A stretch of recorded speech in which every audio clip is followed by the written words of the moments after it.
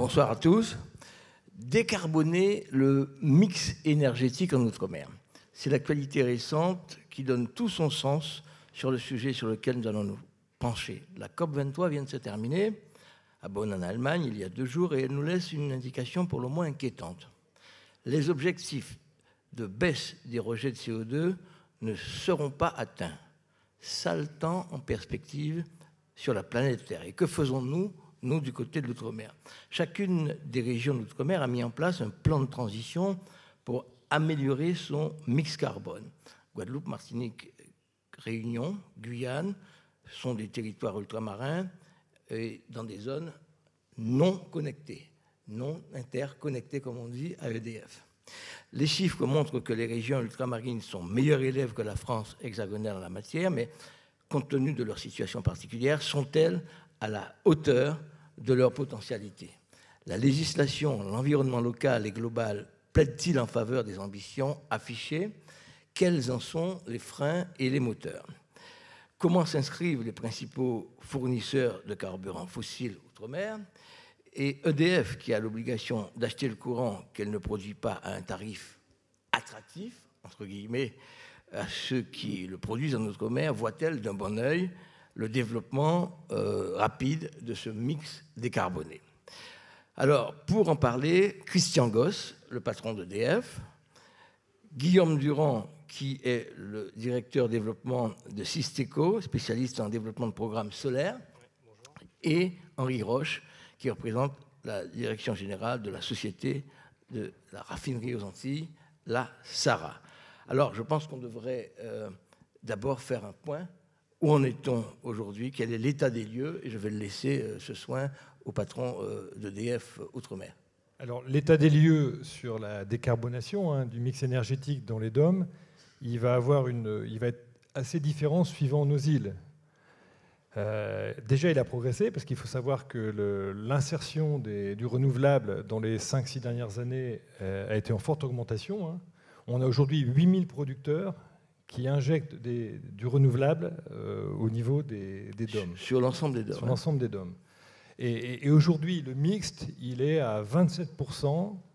Donc la consommation d'électricité est basée à 27% sur du renouvelable. Sur l'ensemble des DOM. Alors qu'en métropole, on est à 17%. Donc, vous voyez, on est meilleurs élèves.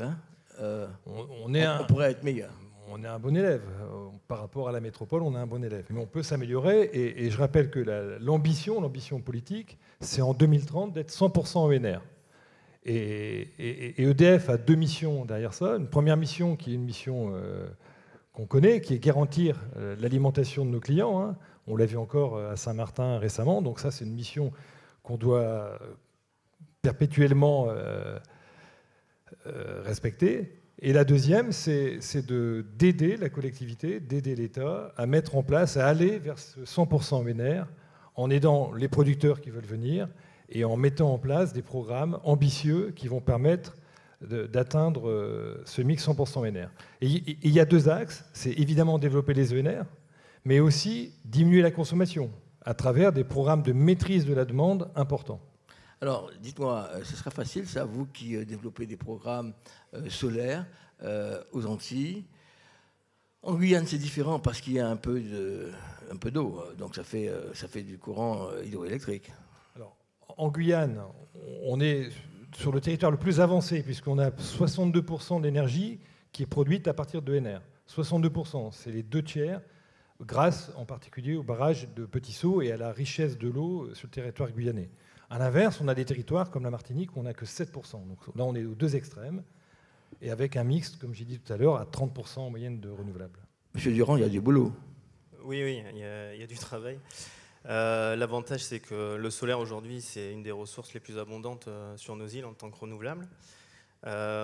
Donc aujourd'hui, on a plusieurs moyens pour le développer. Depuis mai de cette année, on a un nouveau tarif qui permet de rendre attractifs des projets avec une limite de puissance à 100 kg. Il y a également des appels d'offres qui sortent ponctuellement sur des puissances supérieures et qui demandent aux projets d'ajouter du stockage d'énergie avec les centrales photovoltaïques pour éviter leur intermittence. Maintenant, c'est pas suffisant dans le sens où ça ne nous donne pas forcément une visibilité suffisante pour voir comment on peut s'investir dans les projets, comment on peut les développer, parce qu'il y a des projets qui demandent du temps pour le développement.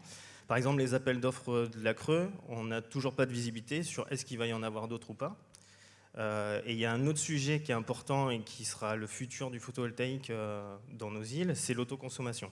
Donc aujourd'hui, il y a un cadre, il y a une loi qui est sortie qui permet de cadrer l'autoconsommation, mais il y a encore quelques règles à fixer pour rassurer notamment chez les professionnels, donc des groupes qui voudraient investir dans des systèmes photovoltaïques. Nombreux. Comment ? Sont-ils nombreux ces gens-là? Est-ce qu'ils sont plus locaux ou investisseurs nationaux?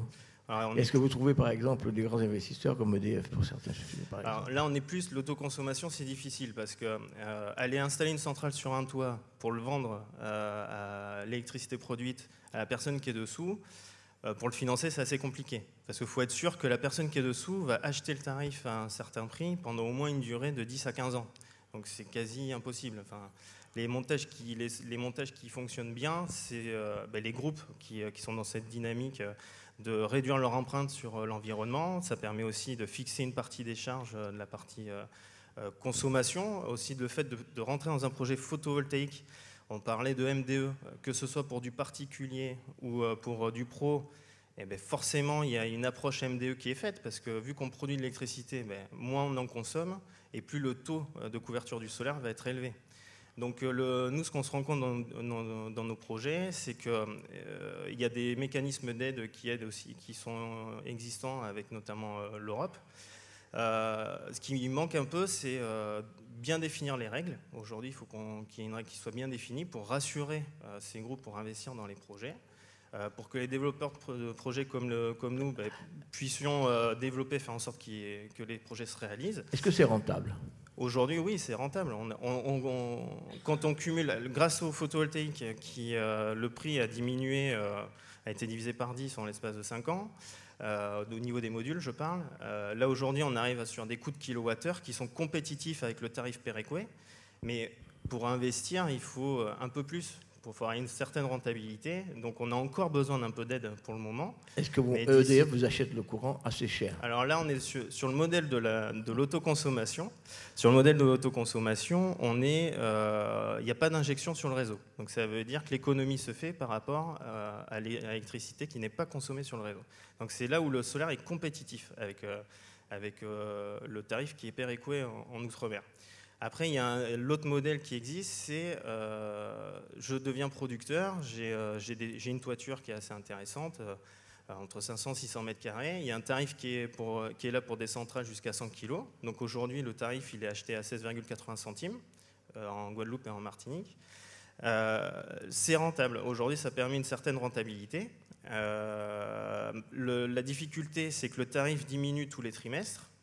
Donc on n'a pas forcément une visibilité de la vitesse à laquelle il va diminuer et jusqu'à quand il va durer. Parce qu'on a connu le moratoire en 2010 qui a échaudé toute la profession, qui a même tué la profession de 2010 à 2015-2016. Donc du coup, la problématique qu'on a, c'est que le savoir-faire qu'on avait développé pendant cette période-là, il est parti. Il n'y a que quelques entreprises qui ont su résister, mais la plupart des entreprises sont parties. Et donc là, grâce à la compétitivité du solaire, l'autoconsommation et ce fameux tarif, on recommence à rentrer dans une dynamique, mais on n'a pas encore suffisamment de visibilité. Il y a un autre secteur qui est important de supporter à un autre sens. C'est aussi le secteur du particulier, où aujourd'hui, il n'y a pas d'aide pour aider au niveau de l'autoconsommation chez ces personnes-là, parce qu'un particulier, il n'a pas forcément intérêt à être producteur d'électricité pour vendre à EDF. Le but, c'est plutôt qu'il produise pour lui-même et qu'il la consomme. Et en plus, on est sur des systèmes avec du stockage d'énergie. Donc, quand on a des coupures de réseau, des cyclones ou autres, ils sont autonomes. Et ça, c'est un besoin, un service qui est recherché par les particuliers. On va passer la parole à M. Roche maintenant, qui est le fournisseur d'hydrocarbures des Antilles, l'énergie fossile. Quand les voitures vont-elles s'arrêter à fonctionner avec de l'essence, du gasoil. Qu'est-ce que vous allez faire? Merci de me poser la question. Il y a un demi-siècle, on a confié à la SARA la mission de fournir en carburant et en combustible, en qualité et en quantité, les territoires français d'Amérique, Guadeloupe, Martinique et plus tard Guyane. Ça, c'est la mission. Aujourd'hui, la SARA a l'ambition de devenir incontournable en matière de fourniture d'énergie, tant fossile que renouvelable. Donc, tant que les voitures rouleront au combustible, je dirais classique, nous serons là.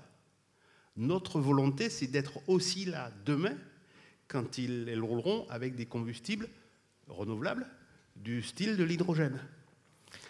Aujourd'hui, je vais développer, si vous me permettez, pendant quelques instants. Aujourd'hui, des véhicules qui roulent à l'hydrogène, on en a un peu partout dans le monde. Tant des véhicules, de voitures particulières, que des camions, que des bus, voire même, dans les derniers journaux que j'ai lus, des trains qui vont rouler à l'hydrogène demain. Donc, et l'hydrogène, ça fait 50 ans, 45 ans, 46 ans, que l'hydrogène, on l'utilise tous les jours, chaque fois qu'on casse une molécule d'hydrocarbure. Nous avons donc la prétention et la volonté d'être incontournables en matière de fourniture d'un carburant renouvelable, l'hydrogène. Est-ce que vous trouvez un écho favorable chez les politiques, les maires des communes, pour trouver un terrain, par exemple, pour pouvoir mettre en place un projet? Est-ce que vous trouvez dans la législation actuelle suffisamment de quoi pour monter ces affaires-là de manière rapide et rentable? Est-ce que vous ne vous heurtez pas à un certain nombre de freins qui sont traditionnels? L'intérêt du frein traditionnel, si vous me permettez... Je vous passe la parole dans un instant, oui. Excusez-moi. L'intérêt du frein traditionnel, c'est qu'on le connaît. Nous recevons un accueil favorable de nos particuliers. Ma feuille de mission est simple. Il faut que les projets, les études répondent à 3 critères. Le soutien des collectivités, la création d'emplois locaux et les partenariats. Soutien des collectivités, ça veut dire qu'à un moment donné, nous allons nous présenter devant le conseil municipal de la commune qui va recevoir le projet en disant « voilà notre projet ». Et nous attendons de vous, monsieur le maire, ceci ou cela. Est-ce que vous vous êtes déjà cassé le nez? On s'est déjà cassé le nez, mais ce serait idiot si on ne s'était pas déjà cassé le nez. On ne peut que, à certains moments, se casser le nez. Et ce sont les politiques ou les autres qui sont responsables? L'administration ou les politiques? Ce sont des épiphénomènes quand on est dans un chemin qui est aussi ardu que celui-là. Et quand vous vous cassez le nez une fois, vous cassez le nez 2 fois, vous entendez la ministre de l'Outre-mer, comme elle a dit ce matin, c'est pas moi qui l'ai dit, c'est elle, vous allez aux assises de l'Outre-mer pour dire « Madame la ministre, voilà mon projet, voilà les freins ». Donc aujourd'hui, là je reviens de Cayenne, où j'ai participé aux assises de l'Outre-mer à Cayenne pour dire « Voilà nos projets, voilà nos freins ». Demain, après-demain, je serai en Martinique pour dire la même chose et en Guadeloupe pour dire la même chose. Donc notre travail, c'est justement de 100 fois sur le métier remettre notre ouvrage pour aller de l'avant.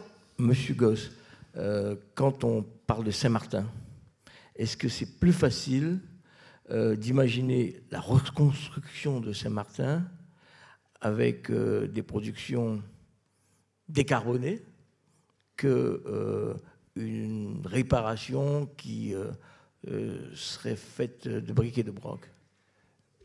Saint-Martin a vécu une catastrophe forte. On peut en faire une opportunité extraordinaire dans la reconstruction pour aller vers un mix beaucoup plus décarboné.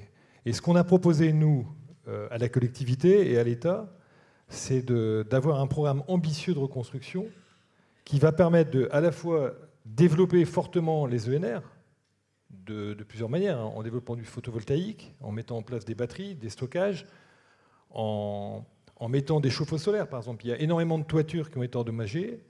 Il n'y a quasiment aucun chauffe-eau solaire à Saint-Martin. On peut envisager un programme qui va permettre de développer tout ça. C'est plus facile de travailler avec des perspectives comme ça quand c'est rasé que quand c'est à demi. Oui, c'est rasé, c'est une difficulté pour l'ensemble des gens de Saint-Martin, mais il faut en faire une opportunité pour reconstruire de manière exemplaire en matière de transition. Et on peut envisager de diminuer de 30% la consommation si, avec l'État, avec la collectivité, on infléchit les règles, qu'on met des toitures isolées, qu'on met un éclairage public. L'éclairage public a été complètement détruit. Si on fait l'éclairage public avec des LED, uniquement avec des LED, on va diminuer de 80% la consommation d'éclairage public. Sur l'éclairage public. Sur l'éclairage public. Mais on peut le faire. Les climatiseurs. Si, à travers la réglementation, on impose de mettre du climatiseur qui va être A3+, comme on dit, ou des frigos A3+, si on impose... Ceux qui consomment le moins, ça. Dont le surcoût pourra être compensé à travers des aides qu'on peut faire aujourd'hui, qu'on peut faire à travers la PPE, donc la programmation pluriannuelle de l'énergie, et à travers les comités de MDE, qui sont le bras armé pour développer des programmes. Est-ce que les régions et l'État sont en cohérence de fonctionnement sur ces sujets-là? Je pense qu'ils sont en cohérence. Maintenant, il faut aller vite, parce que le problème de la reconstruction, c'est qu'il va falloir aller vite, et il faut faire des changements rapides. Mais ce qui est important, parce que ces gains sur la consommation sont aussi une opportunité de créer de l'emploi. Créer des filières, créer une filière pour refaire des toitures isolantes, créer une filière pour développer des panneaux solaires, créer une filière, des chauffe-eau solaires plutôt. Donc c'est aussi des opportunités de générer de l'emploi et de générer une transition énergétique qui va être exemplaire et va permettre d'avoir un mix où on va diminuer de 30% les émissions de CO2. Juste un mot, M. Durand.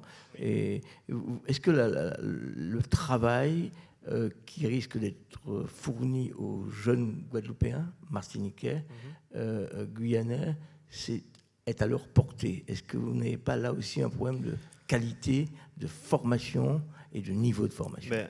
Clairement. Donc, aujourd'hui, nous, on a du recrutement en cours. On a du mal à trouver les profils en local parce qu'on est sur des formations un peu spécifiques qui ne sont pas offertes aux Antilles aujourd'hui, en tout cas actuellement.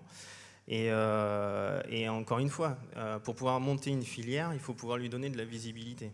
Donc une fois qu'elle a la visibilité, elle peut s'investir, elle peut recruter et on peut mettre en place des formations pour pouvoir y répondre.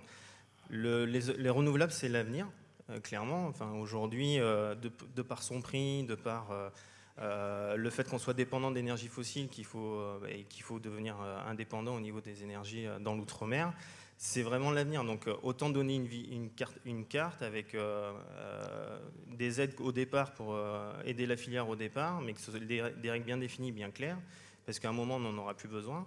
Et à partir de là, on va pouvoir mettre en place des formations. Ça va pouvoir permettre un développement local, endogène, et du coup... Vous avez bien dit endogène. Voilà. Je vous remercie. Monsieur Roche, il nous reste peu de temps. Vous avez vraiment confiance, vous qui vendez de l'essence, c'est-à-dire avoir une activité pérenne demain, puisqu'il y a un moment ou un autre où il n'y en aura plus. J'ai totalement confiance dans notre capacité à répondre aux challenges qui sont levés, qui sont proposés aujourd'hui. Je vais prendre une toute petite anecdote, si vous me permettez. Aujourd'hui, nous sommes en train de mener une étude sur des algues susceptibles de croître avec du CO2 émis par nos installations. En Guyane, bien sûr, parce qu'il n'y a qu'en Guyane qu'on a le terrain nécessaire pour le faire. Le CO2 ne sera pas émis dans l'atmosphère. Il permettra aux algues de pousser. Ces algues pourront être méthanisées et on aura de nouveau une fabrication d'hydrogène. Donc, vous voyez qu'on fera de l'hydrogène et du CO2 qui sera de nouveau consommé par des algues. Je vous remercie parce que c'est le sujet du prochain débat. C'est peut-on encore préserver la biodiversité en Outre-mer avec Virginie Saint-Silly. Merci à tous. Merci.